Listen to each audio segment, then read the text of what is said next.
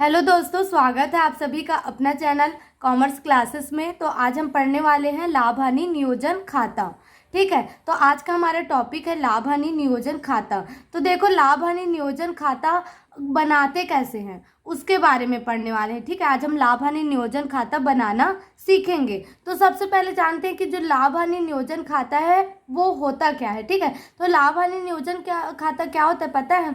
यह खाता जो साझेदारी फर्म होता है जिसमें दो या दो से अधिक व्यक्ति आपस में मिलकर व्यवसाय चलाते हैं। ठीक है, तो जो साझेदारी फर्म होता है उसमें जो साझेदार होते हैं जो साझेदार होते हैं वे जब वर्ष का अंत होता है तो वर्ष के अंत में क्या करते हैं, लाभ हानि का विभाजन करते हैं। तो कौन से साझेदार को कितना लाभ प्राप्त हुआ, कितना हानि प्राप्त हुआ, इसको जानने के लिए कौन सा खाता बनाया जाता है? लाभ हानि नियोजन खाता बनाया जाता है। ठीक है, हमेशा याद रखना, जो लाभ हानि नियोजन खाता है वो कौन से फर्म के द्वारा बनाया जाता है? तो साझेदारी फर्म के द्वारा बनाया जाता है। ठीक है, तो देखो, लाभ हानि नियोजन खाता बनाने का दो स्थिति होता है। ठीक है, हमेशा याद रखना, लाभ हानि नियोजन खाता बनाने का कितना स्थिति होता है जी? दो स्थिति होता है ना। पहला क्या है? साझेदारों के मध्य समझौता होने पर लाभ का विभाजन। मतलब जब साझेदार आपस में समझौता किए रहेंगे, पहले से उन लोग के बीच में संलेख तैयार रहेगा, तब लाभ का विभाजन किस प्रकार किया जाएगा? उस प्रकार से लाभ हानि नियोजन खाता बनाया जाता है।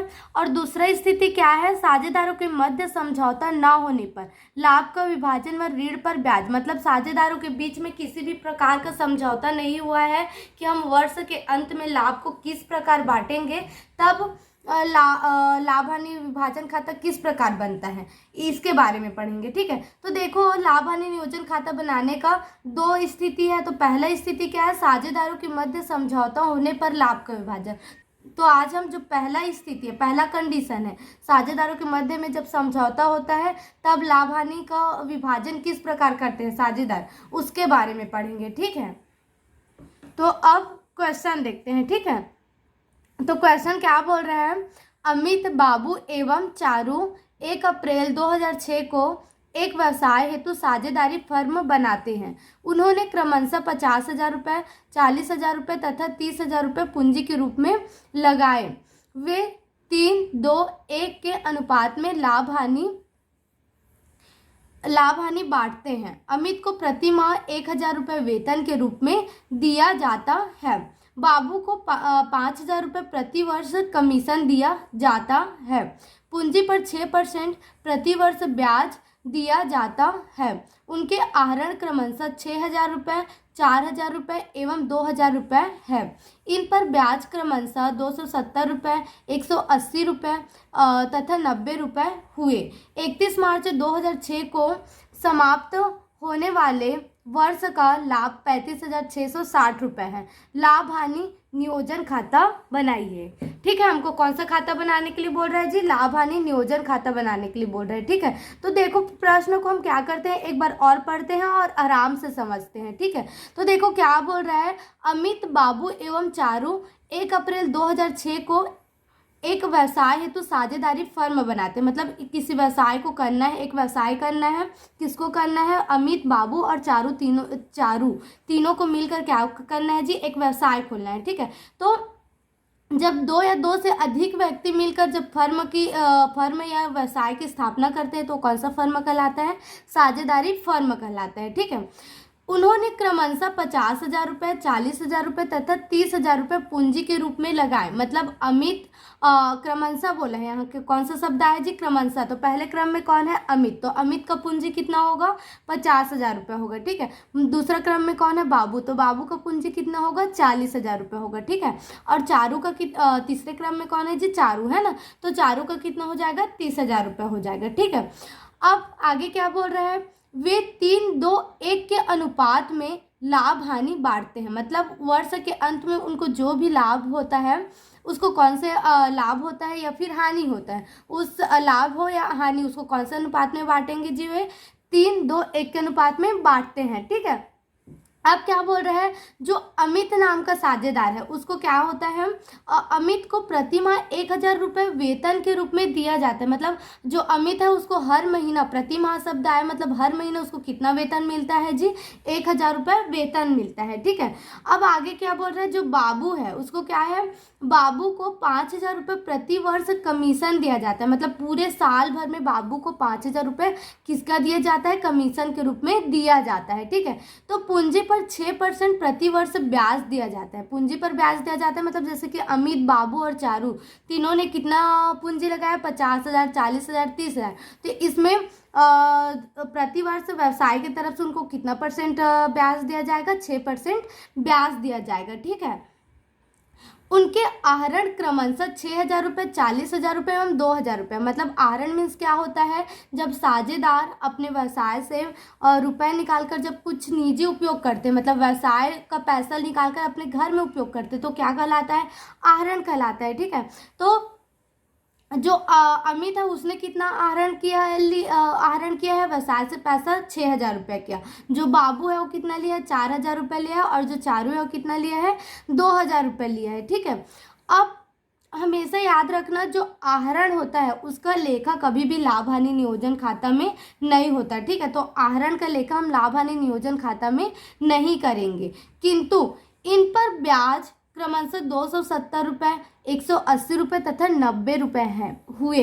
तो हमेशा याद रखना, लाभ हानि नियोजन खाता में जो आहरण होता है उसका लेखा तो नहीं होता, लेकिन जो आहरण पर ब्याज दिया जाता है साझेदार द्वारा व्यवसाय को, उसका लेखा लाभ हानि नियोजन खाता में होता है। ठीक है, अब आगे क्या बोल रहा है, 31 मार्च 2006 को समाप्त होने वाले वर्ष का लाभ 35,660 रुपये। मतलब इनका जो व्यवसाय चालू कब होता है, 1 अप्रैल को चालू होता है, तो ख़त्म कब होता होगा जी, 31 मार्च को ख़त्म होता होगा। ठीक है, तो उस जब 31 मार्च को पूरा फर्म का लाभ कितना निकला, 35,660 रुपये निकला है। ठीक है, तो लाभ हानि नियोजन खाता बनाइए। हमको कौन सा खाता बनाने के लिए बोला जा रहा है, लाभ हानि नियोजन खाता बनाने के लिए बोला जा रहा है। ठीक है, ये हो गया हमारा क्वेश्चन का डिटेल। ठीक है, अब इस क्वेश्चन को क्या करते हैं हम लोग, लाभ हानि नियोजन खाता बनाने में यूज करते हैं। ठीक है, अब लाभ हानि नियोजन खाता बनाते हैं। ठीक है, तो देखो लाभ हानि नियोजन खाता बनाने में हमको सबसे पहले तो शीर्षक देना पड़ेगा। ठीक है, हमको सबसे पहले क्या करना पड़ेगा जी, शीर्षक देना पड़ेगा लाभ हानि नियोजन खाता। ठीक है, अब उसके बाद नीचे में हमको दिनांक लिखना है, जिस भी दिनांक को हमारा व्यवसाय समाप्त होता है उस दिनांक को। ठीक है, तो हमको प्रश्न में बोला गया था 31 मार्च 2006 को समाप्त होने वाले वर्ष के लिए क्या बनाना है, लाभ हानि नियोजन खाता बनाना है। ठीक है, तो उसी को लिखे 31 मार्च 2006 को समाप्त होने वाले वर्ष के लिए। ठीक है, अब देखो जो हमारा लाभ हानि नियोजन खाता है ना, उसका प्रारूप क्या होता है जी, विवरण राशि होता है। ठीक है, हमेशा याद रखना, लाभ हानि नियोजन खाता का प्रारूप क्या होता है, विवरण राशि होता है। ठीक है, तो हमारा जो बायां पक्ष होता है, ठीक है, क्या होता है जी, बायां पक्ष होता है, वो क्या होता है, विकलन पक्ष होता है। और जो दायां पक्ष होता है वो क्या होता है, हमारा समाकलन पक्ष होता है। ठीक है, तो बायां पक्ष हो गया विकलन और दायां पक्ष क्या हो गया, समाकलन हो गया। ठीक है, तो एक विवरण राशि किसके लिए काम करेगा, विकलन के लिए काम करेगा, और एक विवरण राशि किसके लिए काम करेगा, समाकलन के लिए काम करेगा। ठीक है, अब प्रश्न को पढ़ते हैं और फिर बनाते जाते हैं। ठीक है, तो देखो क्या बोल रहे प्रश्न, अमित, बाबू एवं चारू 1 अप्रैल 2006 को एक व्यवसाय हेतु साझेदारी फर्म बनाते हैं।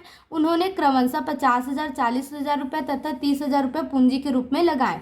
तो देखो पूंजी का लेखा लाभ हानि नियोजन खाता में नहीं होता। ठीक है, तो इसका लेखा हम लाभ हानि नियोजन खाता में नहीं करेंगे। ठीक है, फिर आगे क्या बोल रहे हैं, वे 3-2-1 के अनुपात में लाभ हानि बांटते हैं। ठीक है, इसका भी अभी कोई मतलब नहीं है ना। अब क्या बोल रहा है, अमित को प्रति माह 1,000 रुपये वेतन के रूप में दिया जाता है। ठीक है, अमित को क्या करता है जी, प्रति माह 1,000 रुपये वेतन के रूप में मिलता है ना। तो देखो जो वेतन खाता है वो लाभ हानि नियोजन खाता के कौन से पक्ष में आता है, विकलन पक्ष में आता है। ठीक है, तो विकलन पक्ष में इसका लेखा करेंगे। ठीक है, तो इसी को लिखा गया है अमित के वेतन खाता को। हमेशा याद रखना, अब देखो अमित को वेतन मिल रहा है इसलिए अमित के वेतन खाता लिखा गया है। ठीक है, अमित के वेतन खाता को ये हो गया, ठीक है, लेखा। अब प्रति माह शब्द आया है ना, प्रति माह कितना मिलता है उसको, 1,000 रुपये मिलता है, तो 1,000 रुपये मिलता है, तो इसलिए 1,000 रुपये लिखा गया है। गुणा 12 करेंगे, क्यों? क्योंकि एक वर्ष में कितना माह होता है जी, 12 माह होता है, ठीक है। तो कभी भी आपको प्रश्न में प्रति माह शब्द दिखता है तो आपको किससे गुणा करना है, 12 से गुणा करना है, ठीक है। तो 1,000 गुणा 12 करेंगे, टोटल कितना आ जाएगा हमारा, 12,000 रुपये आ जाएगा, ठीक है। तो ये हो गया हमारा वेतन का लेखा, ठीक है। अब आगे क्या बोल रहे हैं, बाबू को 5,000 रुपये प्रति वर्ष कमीशन दिया जाता है। किसको कमीशन मिलता है जी, बाबू को मिलता है, ठीक है। तो कमीशन का भी लेखा हमेशा लाभ हानि नियोजन खाता के कौन से पक्ष में होता है, विकलन पक्ष में होता है। तो इसका भी लेखा हम कौन से पक्ष में करेंगे, विकलन पक्ष में करेंगे। लेकिन ध्यान रखना, यहाँ पर कौन सा शब्द दिया गया है, प्रति वर्ष, तो इसका 12 से गुणा करना नहीं पड़ेगा, ठीक है। लेकिन प्रति माह दिया जाता है तब 12 से गुणा करना पड़ता है, और जब प्रति वर्ष शब्द दिया जाता है तो उसको 1 से गुणा करना पड़ता है। लेकिन 1 से गुणा करने पर वो कोई उसमें कुछ फर्क नहीं पड़ता, ठीक है, क्योंकि 1 से हम अगर लाख का भी गुणा करेंगे तो लाख ही आएगा, है ना। तो 5,000 एकम 5,000 आएगा, तो इसमें 12 का गुणा नहीं करना पड़ेगा, ठीक है, प्रति वर्ष शब्द में, है ना। तो इसी को लिखा गया है बाबू के कमीशन खाता को। अब बाबू को मिल रहा है इसलिए बाबू के कमीशन खाता को आया, ठीक है। अब 5,000 रुपये मिल रहा है तो 5,000 रुपये आ गए, है ना। अब आगे देखो क्या बोल रहा है, पूंजी पर 6% प्रति वर्ष ब्याज दिया जाता है। तो देखो, पूंजी का लेखा लाभ हानि नियोजन खाता में नहीं होता, लेकिन जो पूंजी पर ब्याज होता है ना उसका लेखा लाभ हानि नियोजन खाता में होता है। और वो भी लाभ हानि नियोजन खाता के कौन से पक्ष में लेखा करेंगे, विकलन पक्ष में लेखा करेंगे, ठीक है। तो देखो, जो साझेदारों को ब्याज मिला है, ठीक है, तो साझेदार को जो पूंजी पर ब्याज मिलता है उसका एंट्री क्या होगा, ब्याज खाता को, ठीक है, ब्याज खाता को। अब पूंजी पर ब्याज तीनों साझेदार को मिलेगा, है ना। तो उसी को लिखा गया अमित, बाबू और चारू, ठीक है। अब उनका पूंजी का क्या करते हैं, ब्याज की गणना करते हैं, ठीक है। वर्किंग नोट करना पड़ेगा पूंजी पर ब्याज की गणना करने के लिए, ठीक है। तो इसको ऐसे भी लिख सकते हैं, पूंजी पर ब्याज खाता को लिखेंगे तो ज़्यादा अच्छा रहेगा, ठीक है। पूंजी पर ब्याज खाता को अमित, बाबू, चारू। अब पूंजी का ब्याज की गणना करते हैं, है ना। तो देखो, वर्किंग नोट, पूंजी पर ब्याज की गणना, ठीक है। तो अमित का पूंजी हमको प्रश्न में कितना दिया गया है, 50,000 रुपये दिया गया है, ठीक है। तो अमित का पूंजी कितना आ गया, 50,000 रुपये आ गया है ना। अब पूंजी पर हमको कितना परसेंट ब्याज निकालने के लिए बोला गया है, 6% ब्याज निकालने के लिए बोला गया है, ठीक है। प्रश्न में दिया गया है कि पूंजी पर 6% ब्याज दिया जाता है, इसलिए इसको क्या किए, 50,000 गुणा 6/100 हो गया, ठीक है। अब देखो, ये दोनों जीरो से क्या हो जाएगा, ये दोनों जीरो कैंसिल हो जाएगा, ठीक है। तो फिर बच क्या गया, 6 शून्य शून्य, 6 शून्य शून्य और 6 पंचे 30। तो कितना आ गया जी, अमित का पूंजी पर ब्याज 3,000 रुपये आ गया, ठीक है। अब बाबू का पूंजी कितना दिया गया है, तो बाबू का दिया गया है प्रश्न में 40,000 रुपये, ठीक है। तो 40,000 रुपये आ गया। अब 40,000 गुणा 6/100 करेंगे, क्योंकि पूंजी पर कितना परसेंट ब्याज दिया जाता है, 6%, है ना। तो 6/100 आ गया, है ना। अब इसका गुणा कर देंगे जी, 6 शून्य शून्य, 6 शून्य शून्य और 6 चौक कितना हो जाएगा, 24। तो कितना आ गया, बाबू को पूंजी पर कितना ब्याज मिलेगा, 2,400 मिलेगा, ठीक है। अब तीसरी साझेदार कौन थी जी, चारू थी, ठीक है। तो और चारू का पूंजी कितना था, 30,000 रुपये, तो 30,000 रुपये आ गया, है ना। अब इसका भी 6% निकालेंगे तो 30,000 गुणा कितना हो जाएगा, 6/100 हो जाएगा, ठीक है। अब ये दोनों जीरो से ये दोनों जीरो क्या हो जाएगा, आपस में कैंसिल हो जाएगा। तो इसका भी मल्टीप्लाई कर देंगे, 6 शून्य शून्य, 6 शून्य शून्य और 6 तिया कितना हो जाएगा, 18, है ना। तो चारों को कितना मिलेगा, पूंजी पर ब्याज 1,800 रुपये मिलेगा, है ना। तो ये हो गया हमारा पूंजी पर ब्याज की गणना, है ना। तो इसी को लिखा गया है अमित 3,000 रुपये, बाबू 2,400 और चारू कितना हो गया, 1,800 रुपये, ठीक है। और तीनों को टोटल करेंगे तो कितना आएगा जी, 7,200 रुपये आ गया, है ना। तो ये 7,200 रुपये आ गया, है ना। अब देखो, आगे क्या बोल रहे हैं, उनके आहरण क्रमशः 6,000 रुपये, 4,000 रुपये एवं 2,000 रुपये है। तो आहरण का लेखा लाभ हानि नियोजन खाता में नहीं होता है, ठीक है। तो इसका लेखा नहीं करेंगे। इन पर ब्याज क्रमशः 270 रुपये, 180 रुपये एवं 90 रुपये हुए। तो देखो आहरण का लेखा लाभ हानि नियोजन खाते में नहीं होगा, लेकिन आहरण पर जो ब्याज रहेगा, इन पर बोले मतलब आहरण पर ब्याज, ठीक है। आहरण पर जो ब्याज है उसका लेखा लाभ हानि नियोजन खाता में होता है, और वो भी कौन से पक्ष में होगा, लाभ हानि नियोजन खाता का समाकलन पक्ष में होगा, ठीक है। कौन से पक्ष में होगा जी, समाकलन पक्ष में, ठीक है। तो इसी को लिखा गया है आहरण पर ब्याज खाता को, सॉरी ब्याज खाता को नहीं होगा, ये क्या होगा, ब्याज खाता से होगा, ठीक है। आहरण पर ब्याज खाता से अमित 270 रुपये, बाबू 180 रुपये और चारू कितना हो जाएगी, 90 रुपये हो जाएगी, ठीक है। तो ये तीनों को टोटल करेंगे तो टोटल कितना आ जाएगा जी, 540 रुपये। तो 540 रुपये आ गया, ठीक है। सॉरी फॉर मिस्टेक, मेरे से एक गलती हो गया, ठीक है।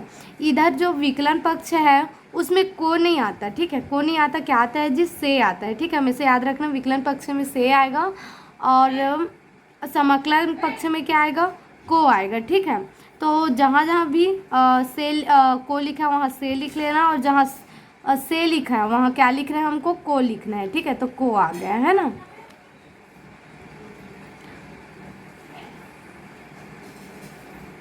तो ये से हो गया है ना। अब बाकी सब ठीक है, ठीक है, बस यही मिस्टेक हो गया था मेरे से, है ना। अब आगे देखते हैं क्वेश्चन को। अब आगे देखो क्या बोल रहा है, 31 मार्च 2006 को समाप्त होने वाले वर्ष का लाभ कितना है, 35,660 है। तो इसको लाभ हानि नियोजन खाता है, तो लाभ करके तो लिख नहीं सकते, है ना। तो इसको क्या करके लिखेंगे, क्या बोलकर लिखेंगे, शेष लाया गया बोलकर लिखेंगे, ठीक है। तो इसी को लिखा गया है शेष लाया गया 35,660 रुपये, ठीक है। अब हमारा जो प्रश्न है ना, प्रश्न का जितना भी हमको वो बोला गया है, जितना भी निर्देश दिया गया है वो तो कंप्लीट हो गया है, ठीक है। अब क्या करेंगे, हम इसका कुल करके योग करके शेष निकालेंगे, ठीक है। तो देखो जब हम समाकलन पक्ष का योग करेंगे, ठीक है, 35,660 और 540 को जब आपस में जोड़ेंगे ना, तो हमारा कुल कितना आएगा पता है, 36,200 रुपये आएगा। कितना आएगा जी, 36,200 रुपये आएगा, है ना। और जब हम विकलन पक्ष को जोड़ेंगे, कौन से पक्ष को जोड़ेंगे जी, विकलन पक्ष को, जैसे कि 12,000 हो गया, 5,000 हो गया और ये 7,200 रुपये हो गया, ठीक है। तो इन तीनों को जब आपस में ऐड करेंगे ना, तो कितना होगा पता है, 24,200 रुपये होगा। कितना होगा जी, 24,200 रुपये हो गया। जैसे 12 और 5 कितना हो गया, 17, और 17 में 3 डालेंगे तो कितना हो जाएगा, 20, 20 में 4 करेंगे 24,000 और 200 एक्स्ट्रा, तो 24,200 रुपये हो जाएगा, है ना। तो देखो इधर 36,200 आ रहा है, और इतना सॉरी ये समाकलन पक्ष में क्या आ रहा है, 36,200 रुपये आ रहे हैं, और विकलन पक्ष में कितना आ रहा है, 24,200 रुपये आ रहे हैं, है ना। तो विकलन पक्ष का योग क्या है, कम है, और समाकलन पक्ष का योग क्या है, ज़्यादा। तो हमेशा याद रखना, अगर आपका समाकलन पक्ष का योग ज़्यादा होता है और विकलन पक्ष का योग कम होता है, मतलब आपको लाभ हुआ है, ठीक है। क्या हुआ है जी, लाभ हुआ। और इसका जस्ट उल्टा करेंगे, जैसे कि विकलन पक्ष का योग ज़्यादा होगा और समाकलन पक्ष का योग क्या हो जाएगा, कम हो जाएगा, तो आपको क्या हो जाएगा, हानि हो जाएगा, ठीक है। लेकिन हमारा क्या हुआ है, यहाँ पर लाभ हुआ है, तो लाभ की अब लाभ कितना हुआ है, देखो 36,200 रुपये में यदि हम 24,200 रुपये को घटाते हैं तो हमको टोटल लाभ कितना हुआ है जी, 12,000 रुपये का लाभ हुआ है, ठीक है। अब ये 12,000 रुपये का जो हमको लाभ हुआ है उसको हम क्या करेंगे, तीनों साझेदारों के बीच में बांटेंगे, ठीक है। कि क्या करेंगे जी, तीनों साझेदार के बीच में बांटेंगे, है ना। और वो भी कौन से अनुपात में बांटेंगे, जो समझौता का उन्होंने अनुपात लिया उसी अनुपात में बांटेंगे, ठीक है। तो इसका लेखा क्या होगा, विकलन पक्ष में साझेदारों के पूंजी खाता से हो जाएगा, क्या हो जाएगा जी, साझेदारों के पूंजी खाता से अमित, बाबू और चारू हो जाएगा, ठीक है। तो पहले इसका वर्किंग नोट करना पड़ेगा, फिर यहाँ पर लाकर लिखना पड़ेगा, ठीक है। तो पहले वर्किंग नोट करते हैं, है ना। तो देखो लाभ का विभाजन, ठीक है, क्या बोल रहा है जी, लाभ का विभाजन। तो लाभ का विभाजन हो गया, हमको टोटल लाभ कितना हुआ है, 12,000 रुपये, ठीक है। अब 12,000 का विभाजन हम कौन से अनुपात में करेंगे, 3:1 के अनुपात में करेंगे, ठीक है। तो अमित को पहला साझेदार कौन है जी, अमित है, तो अमित को कितना मिलेगा 12,000 रुपये में। तो देखो 12,000 का 12,000 लिखेंगे, लाभ का गुणा अमित का जो अनुपात है वो कितना है, 3, तो 3 होगा, और 3 2 5, 5 और 1 कितना हो गया, 6, तो बटा कितना आ गया, 6 हो गया, ठीक है। तो 6 कम 6, 6 दूनी कितना हो जाएगा, 12, 6 दूनी 12 हो जाएगा, और 6 शून्य शून्य, 6 शून्य शून्य और 6 शून्य शून्य, ठीक है। अब इस दोनों को मल्टीप्लाई करेंगे तो कितना हो जाएगा, 3 दूनी दो तिया कितना हो जाएगा, 6 हो जाएगा। ठीक है, तो 2000 का 3 से गुणा करेंगे टोटल कितना हो जाएगा जी, 6000 रुपये। तो अमित को कितना लाभ प्राप्त हुआ है, 6000 रुपये लाभ प्राप्त हुए। ठीक है, फिर दूसरा साझेदार कौन था, बाबू। तो बाबू को 12000 में से कितना मिलेगा, और 12000 का 12000, और जो बाबू का अनुपात है वो कितना था, 2, तो 2 आ गया। 3 2 5, 5 और 1 कितना हो गया, 6। तो बटन में कितना आ गया, 6। 6 कम 6, 6 दूनी 12, 6 शून्य 0, 6 शून्य 0, 6 शून्य 0 हो गया। ठीक है, अब 2000 और 2 का आपस में मल्टीप्लाई करेंगे तो कितना हो जाएगा, 4000 रुपये हो जाएगा। तो ठीक है, तो कितना आ गया, 4000 रुपये आ गया। ठीक है, अब तीसरी साझेदार कौन थी, चारू थी। ठीक है, तो चारू को कितना मिलेगा, 12000 में से 12000 गुणा इसका अनुपात कितना है, 1 है ना। चारू को कितना दिया गया, प्रश्न में हमको 1 दिया गया, तो 1 आ गया। 1/6, 3 2 5, 5 और 1 कितना हो गया, 6। तो 6 कम 6, 6 दूनी 12, 6 शून्य 0, 6 शून्य 0, 6 शून्य 0, 2 1 का 2000 रुपये। तो चारू को कितना लाभ मिलेगा, 2000 रुपये लाभ मिलेगा। ठीक है, तो इसी को लिखा गया है साझेदारों के पूंजी खाता से। ठीक है, साझेदारों के पूंजी खाता से, और आप इसको कोष्टक में लाभ भी लिखेंगे तो लाभ भी लिख सकते हो। ठीक है, क्या हुआ हमको लाभ, तो लाभ अमित को कितना लाभ मिला है, 6000 रुपये, बाबू को 4000 रुपये, और चारू को कितना मिला है, 2000 रुपये। ठीक है, अब तीनों को ऐड करेंगे तो कितना हो जाएगा, 12000 रुपये हो जाएगा। ठीक है, तो 12000 आ गया। अब दोनों पक्ष का जब हम योग करेंगे, 12000, 5000, 7200 रुपये, और ये 12000 को आपस में जब जोड़ेंगे तो हमारा विकलन पक्ष में भी कितना राशि आ जाएगा जी, 36200 रुपये आ जाएगा। ठीक है, और हमारा जो समकलन पक्ष है वो तो 36200 रुपये था, जब 35660 आपका लाभ है और 540 आपका आहरण पर ब्याज है, दोनों को जब आपस में ऐड किए थे तो कितना निकला था, 36200 रुपये। तो दोनों पक्ष का योग क्या हो गया, बराबर हो गया। ठीक है, तो हमारा जो लाभ हानि नियोजन खाता है वो यहीं कंप्लीट होता है। ठीक है, जो पहला कंडीशन से हमारा जो लाभ हानि नियोजन खाता बनता है वो यहीं कंप्लीट होता है। आप इस एग्जाम्पल को देखकर आप बहुत सारे एग्जाम्पल्स बना सकते हो लाभ हानि नियोजन खाता का। ठीक है, कमीशन से रिलेटेड 1-2 और कॉन्सेप्ट है जिसको मैं छोटे छोटे वीडियो करके बता दूंगी। ठीक है, तो पहला जो हमारा कंडीशन है वो कंप्लीट हो जाएगा। ठीक है, तो अब नेक्स्ट वीडियो में हम क्या करेंगे, जो क्या बोलते हैं बिना समझौते का है, बिना समझौता का लाभ हानि का विभाजन है, और कंडीशन से रिलेटेड टॉपिक के बारे में पढ़ेंगे। ठीक है, लाभ हानि नियोजन खाता के बारे में पढ़ेंगे। ठीक है, तो अगर टॉपिक आपको समझ आए, आपको यदि टॉपिक थोड़ा सा भी हेल्प करे, आपके लिए यूज़फुल हो, तो आप वीडियो को लाइक कीजिएगा और चैनल को सब्सक्राइब कीजिएगा। ठीक है, और अपने दोस्तों में भी शेयर करना मत भूलिएगा। ठीक है, थैंक यू।